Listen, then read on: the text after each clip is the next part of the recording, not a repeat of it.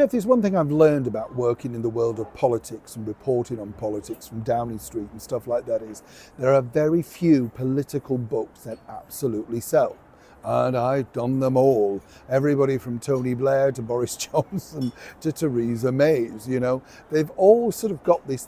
Basically what they do, just to let you know, chums, is they keep a diary because they believe that it's going to be interesting. And it's really more of an historical document. People can look back in 100 years and say, that's what Prime Minister May did, or that's what Jim Callaghan did, or Edward Heath. That's really the thing. Now, as you know, recently, the former British Prime Minister, the Right Honourable Boris Johnson, released his big book. And, he was paid around about £1 million for the exclusive rights to that. Was it a big seller? Well, actually, it did far better than most political books. For some explicable reason. But I would say is also, a little bit more showbiz than most of the politicians. When you look at, say, David Cameron, who took quite a few years to do his book, by the time it came out, people had almost forgotten truly who he was. And I don't mean that in a disrespectful way. Rishi Sunak, the former Conservative British Prime Minister, apparently is now working on his memoirs. But it takes some barefaced cheek for this particular individual to think that not only would you want their book, but actually would you pay to see them in conversation too? Let me explain. Morning, good to see you, chums. Thank you so much as ever for your time, and welcome one and all brand new subscribers. As I said, I've met them all, but so we'll have a wave. I've met them all, chums. All of them, the wannabes, the almost beens, the ones that have been, and when you meet them, you realise that politicians are just like you and I. It's a job, and they switch off and they know what they can get from it. I remember Jeremy Corbyn coming to the studio, and I had to be designated. Can you imagine that I had to go and meet him? Couldn't possibly walk up on his own. No, needed to be met. We're in the lift, very pleasant also, not really. And then I said, having a good day? He said, no, I can think of better ways of spending my birthday. And I thought, well, nobody forced you to do it on your birthday. And we were sitting down for an interview. Difficult, do you see what I mean?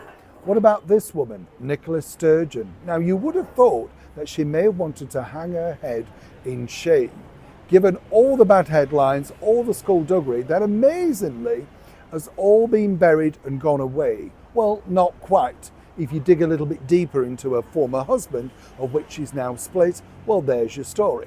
She used to be quite a regular on the ITV show Lorraine Kelly, but that seems to have faded off somewhat.